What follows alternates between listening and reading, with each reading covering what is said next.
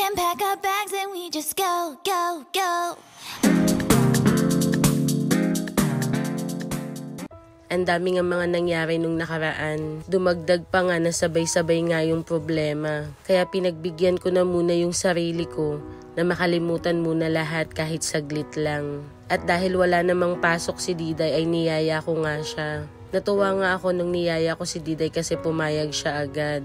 Sabi niya ngayon niya nga lang daw mai-experience na sumakay sa mga ganito. Sinabi ko nga kay Diday na ako din naman hindi ko rin naman to naranasan nung bata pa ako. Mahigpit kasi at istrikto kasi masyado yung tatay ko noon nung nabubuhay pa siya. Ayaw din kasi ng tatay ko na pumupunta sa mga maraming tao. Kaya kaming mga magkakapatid na sanay kami na taong bahay lang talaga. At kung hindi pa nga ako nagkaedad ay hindi ko pa mararanasan yung mga ganito. Ngayon nga naalala ko nung mga bata pa kami, nakakapanood lang kami ng TV kapag Friday ng gabi hanggang Saturday night lang. Pagdating kasi ng linggo, hindi na kami pwedeng magpuyat kasi Monday may pasok na naman ng maaga. Maniniwala ba kayo kung sasabihin ko na kahit nga yung paglalaro namin ay may limitasyon din? Sa sobrang istrikto talaga ng tatay namin, hindi kami makalabas-labas ng bahay. At minsan kapag wala namang pasok, kailangan namin matulog pagkatapos ng pananghalian. Tapos minsan naman tumatakas kaming magkakapatid. Sa sobrang saya ng paglalaro namin, hindi na namin napapansin yung oras, nakauwi na pala yung tatay namin. Sipol pa nga lang yung naririnig namin magkakapatid ay nanginginig na nga agad kami sa takot. At kahit ganun pa man yung mga naranasan ko nung mga bata pa kami, natutuwa at masaya ko pa rin yung naikikwento sa iba. 10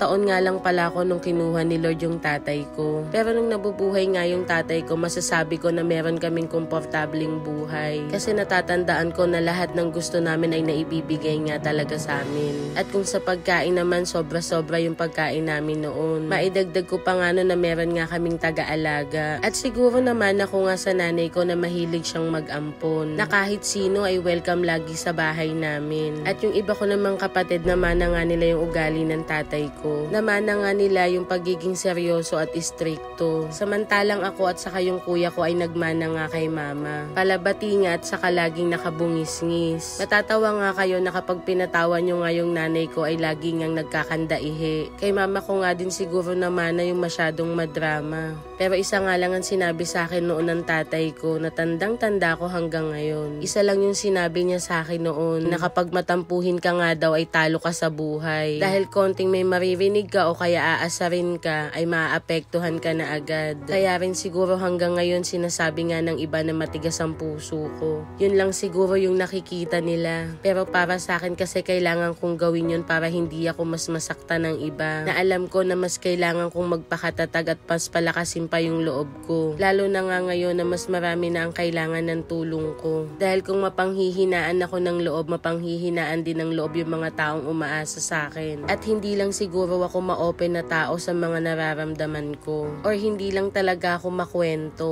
Kasi feeling ko kapag nagkwento ako, huhusgahan pa ako ng iba. Kaya mas pinipili ko na lang na ako na lang yung nakakaalam kung ano yung nararamdaman ko. Kasi para sa akin, mas maraming nakakaalam, mas maraming makikialam. Kaya para sa akin, bahala na sila kung anong gusto nilang isipin sa akin. Dahil alam ko na wala naman akong dapat ipaliwanag sa iba. Natatandaan ko pa nga nun yung may nangyari sa akin na sobra-sobra na akala ko hindi na ako makakabangon. Noon na halos ayaw ako ng lahat, ayaw akong pagkatiwalaan, ayaw akong paniwalaan. At dahil dun nga sa mga nangyari ay sobrang bumaba nga yung kumpiyansa ko sa sarili ko. At yung mga taong inaakala ko nga ay mga kakampi ko, hindi pala, dahil pag nakatalikod pala ako, sinisiraan at pinag-uusapan pala nila ako. Hindi ko rin maintindihan kung bakit kasi wala naman akong ginawa sa kanilang masama. Pero ganun nga talaga siguro dahil kapag ayaw nga sa'yo ng tao ay ayaw nila sa'yo. Or kahit nga ano pang ipakita mong tama or maganda, kapag ayaw nila sa'yo ay ayaw nila sa'yo. So hindi mo talaga sila mapipilit. Kaya isa rin siguro yun sa mga dahilan na nagpatibay sa akin at saka nagpalakas ng loob ko. Inisip ko na kaya ko naman mag-isa kahit wala akong kaibigan. Or minsan si Lord na rin yung nagtatadhana ng ganun. Na minsan si Lord na rin yung nag-aalis sa'yo dun sa mga inaakala mo nakakampi mo. Kumbaga si Lord na lang din yung nag-iiwas sa'yo sa mga maling tao. Sa una lang magiging masakit dahil syempre naloko ka at nasaktan ka din nila. Pero sa huli marirealize mo rin na tama si Lord kung bakit kanya inalis sa mga maling tao. At yun yung nakikita ko ngayon. Sobrang saya ng puso ko na may mga tao nang naniniwala at nagtitiwala sa akin ngayon. At kung hindi dahil sa inyong pagmamahal at buong pusong pagsuporta, wala ako ngayon kung nasan man ako ngayon. Alam kong malayo pa pero malayo-layo na rin naman kesa noon. At kahit mabagal ay okay lang, at least ay umuusad. At isa lang yung masasabi ko para sa dating ako. Salamat dahil nagpakatatag ka.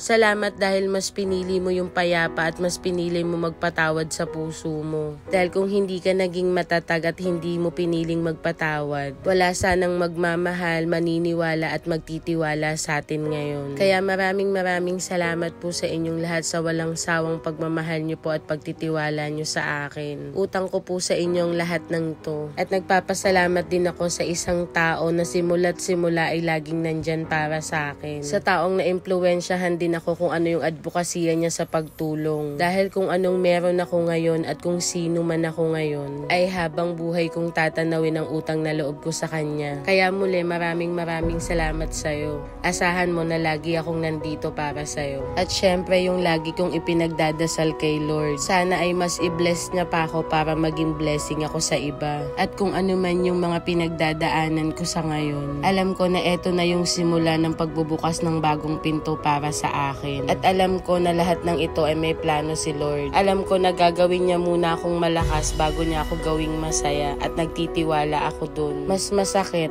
mas maraming parating na blessing. Maniwala ka.